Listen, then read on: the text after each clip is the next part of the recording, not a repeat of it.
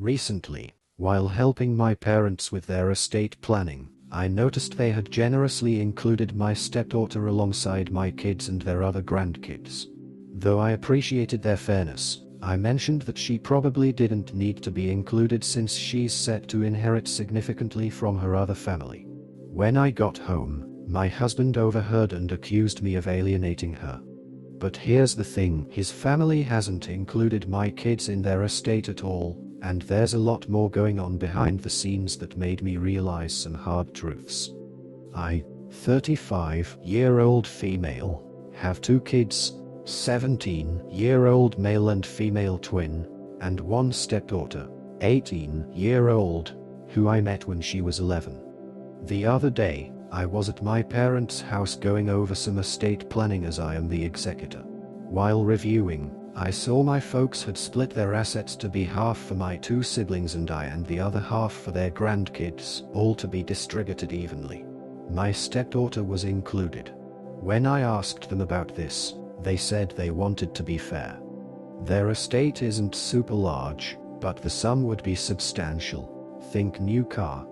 I told my parents that while generous of them, I didn't think it would be necessary and would be better to split between their 5 grandkids.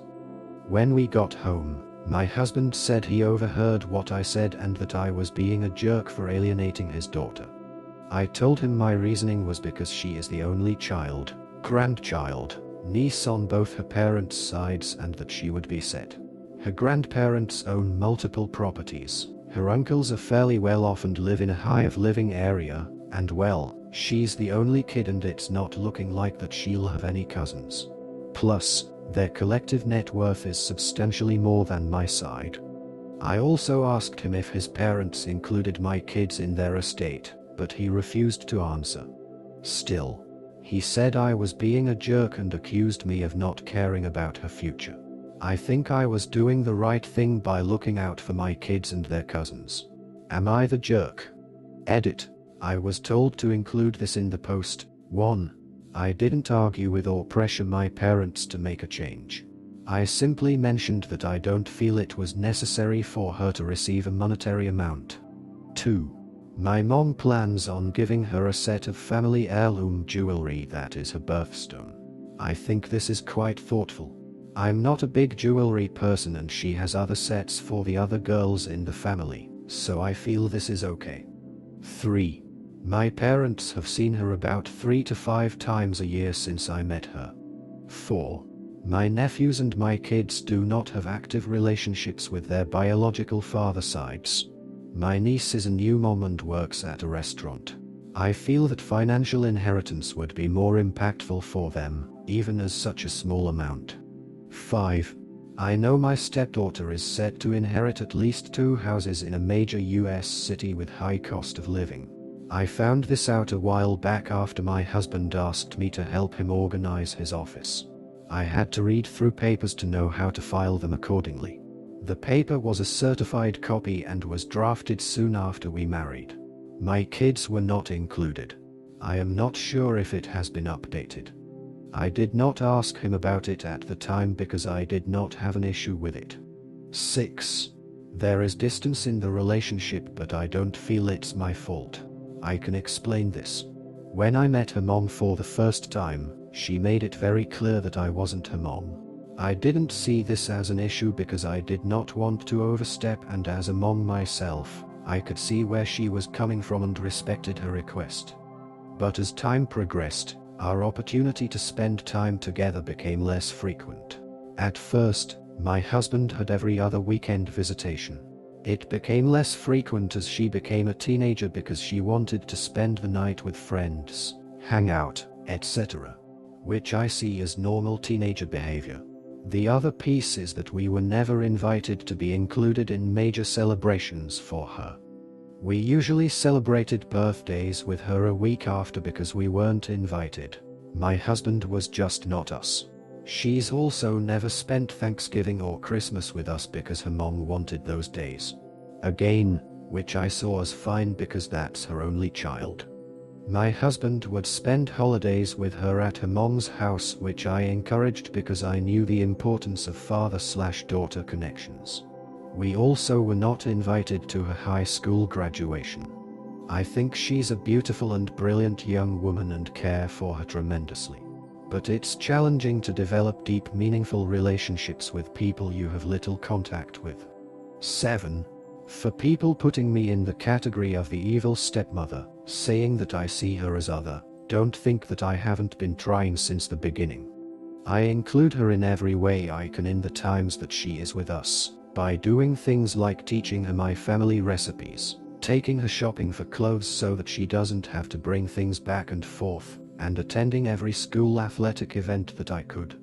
I have tried to include her in family vacation planning, but was told by her mother that unless the vacation occurred on a weekend we're scheduled to have with her, then she would not allow us to have the time. This limited our options to local weekend trips, but even then, her mom comes up with some reason she can't join, including surprise trips to another state. I even suggested a family cruise in lieu of a honeymoon to celebrate our new family, but was blocked by her mom. My husband is allowed to take her on extended vacations as long as it's just the two of them. I have tried to be flexible in accommodations around holidays by postponing things like Christmas morning, so that she can be included. This created frustration in my kids because they felt like they shouldn't have to put their lives aside to accommodate for her. One year when the holiday occurred on one of our planned weekends, I came up with the suggestion of celebrating Christmas on Christmas Eve so we could do the full family thing. My kids weren't thrilled, but they understood.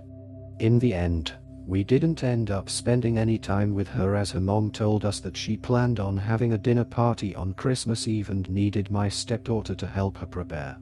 When the time came for college applications, I was ecstatic to be asked by my stepdaughter to help her with the applications, but soon after was told that her mom hired a professional to help her get into her top choice schools and I was no longer needed. I have tried to have a bond with her with the little time that I have. I have consistently brought up to my husband that I feel like we needed more time with her to help build our relationship at the very least, by him maintaining his every other weekend schedule. He has told me that ultimately her mom is her mom and she determines her schedule and how she spends her time.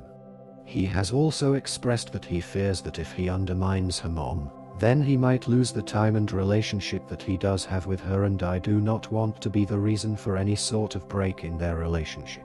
His time or relationship with her hasn't changed, so maybe he doesn't see the need for me or my kids to be involved.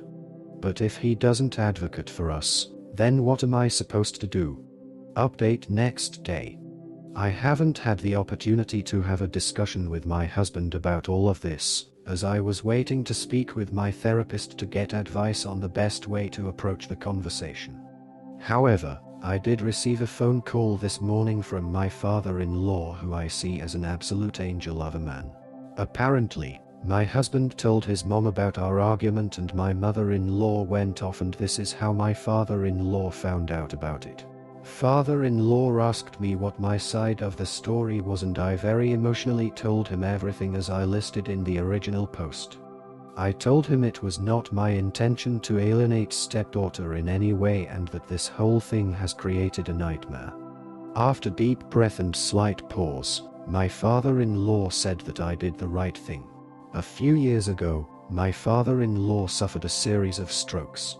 He said that this prompted him to want to re-evaluate the estate to make sure that everything was in order. He is quite old, close to 90, and has a lot of underlying health issues. He and my mother-in-law share all of their assets and she is also his power of attorney in case anything happens, and because they have a family trust, he wanted to include her and his sons in the discussion. He told me that he brought up that he wanted to include my children in the family trust. He told me he proposed to allow for 10% of the trust's liquid assets to be split between my two kids to help get a start on life. He then said that my mother-in-law pushed back very hard, saying that because my children were not biologically related to their family and they should not be considered.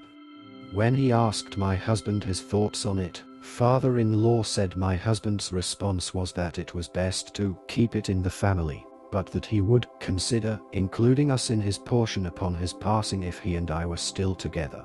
Father-in-law said this was a surprise because at that point, we were still basically newlyweds and was surprised a new husband would even think that way. My mother-in-law's response to that was unhappy, saying again, we weren't blood and that this was a family issue. Because of the stress caused by the situation, and because of the recent strokes, father-in-law did not want to press things further. Father-in-law said afterwards, he pulled my husband aside to find out more about what he had meant and to be assured that my kids would be included, and was basically told by my husband that he would do what was best for his family, and the conversation was dropped. Now, father-in-law said that he didn't push further at this point because he was getting tired from the conversation. But in light of what's happening and how my mother-in-law and husband are responding behind closed doors, he felt it was necessary to let me know. He said that stepdaughter is set to be more than okay when it comes time, and that my husband has asked to tap into funds to pay for her college so she would not need to take out any loans, which he agreed to. He said he asked my husband if he would do the same for my kids, and that my husband's response was that he would ask when the time came, as my kids did not yet know what was going to happen regarding college admissions. Father-in-law asked me if my husband and I had this conversation. I told him that our discussions about my kids' school was that they would need to take out loans, finish college, and then we would help pay off half of the loans together once they graduated. My husband has never suggested that anything for my kids' college would be paid for through his family trust. My father-in-law was very apologetic, saying he should have pushed further as he loves us greatly and feels like he did not do enough. I told him it was not his fault and that he should not feel responsible for any of this, and that I did not want him to feel obligated to make any changes or bring it up with mother-in-law and husband, because I knew it would create additional stress for him and I wanted him to take care of his peace. He said though his desire would be to do so, that since his wife and he have a joint estate, and that she is power of attorney, that he felt like it would be more trouble than it's worth. He is blind and has a lot of mobility issues, so anything he does is dependent on her. He also said that based on what he's heard on his side, he felt if he did update his will, then they would likely contest it, which would create a financial burden on my end, and he didn't want to create a negative situation. I told him again that it was okay and that we would be okay in life and that he was not responsible for anything that happened. I told him that my intention wasn't to be added to the trust, just to make a point to my husband, to which he said he understood and agreed. He apologized again, we told each other how much we loved one another, and he ended the call saying he considered me a person of integrity, which is a rare gem.